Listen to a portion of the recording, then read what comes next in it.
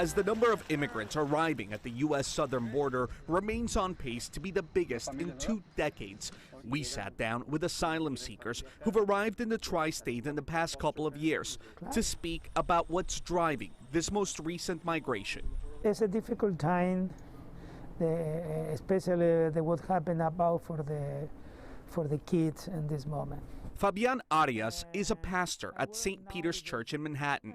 He helps the asylum seekers as their cases play out in court. I understand his intention, the Biden intention, to say welcome everybody for the Latin America. But now we had a disaster in the border. Diego Rodriguez arrived as an unaccompanied minor back in December of 2018. He currently lives in the Bronx after being released from an ICE detention facility 2 weeks ago. He was held for about 30 months. He told me it took him 15 days to make the journey from his native Guatemala to the U.S.-Mexico border. No have food over there, no good job, no nothing.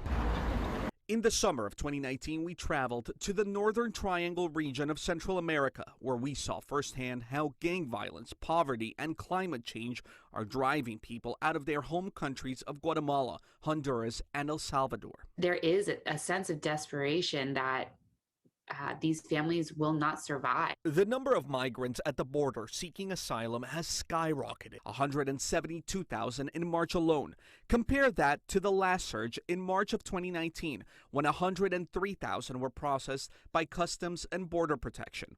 Last year, at the height of the pandemic in March, only 34,000 migrants were processed by CBP. About 6 in 10 immigrants are expelled under Title 42, an emergency order still in effect from the Trump administration, which allows the U.S. government to expel immigrants due to the pandemic.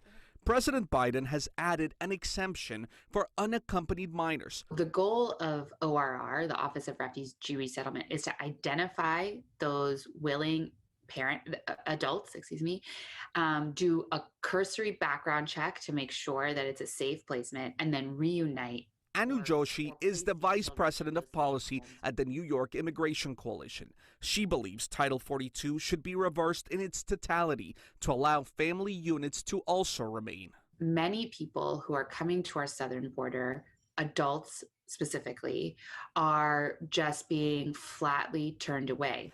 Latino immigrants have historically been the target of discrimination. 4 in 10 Latinos experienced discrimination, according to the Pew Research Center, from being called offensive names, being told to go back to their home country, and criticized for speaking Spanish in public. These are people who are just trying to take care of their families, and that's how we should treat them. Inside this home in Hudson County, New Jersey, there are about a dozen asylum seekers living together as they work to get on their feet. They've all risked their lives to cross the U.S.-Mexico border from their homeland in search of the American dream. You can't go to the police because anything you tell them gets back to the gang members, this man, who we're not identifying, said. He told us his younger brothers, 20 and 27, were gunned down in front of their church after refusing to work for a local gang. Their own mother witnessed the shooting. Cristian Gomez came as an unaccompanied minor. During his journey from Honduras, he was kidnapped. They threatened to kill us, he told me. It was in Mexico. They took all of our money, then left us in the middle of nowhere. Gomez is now under the supervision of Pastor Arias as he fights to remain in the U.S. The pandemic has exacerbated inequities across Latin America. The desperation depicted in this video of 2 toddlers from Ecuador who were tossed over a border wall. Then there was this child left wandering alone in the Texas border. Pastor Arias says more needs to be done. This country have a space.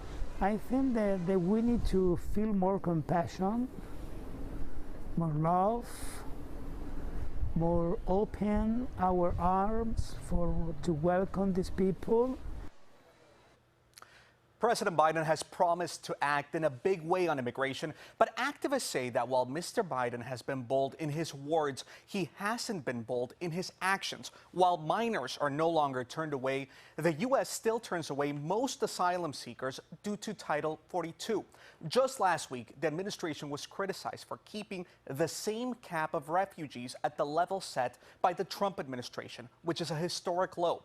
After criticism, the Biden administration announced that in mid-May, they plan to raise the cap. I'm Cristian Benavides.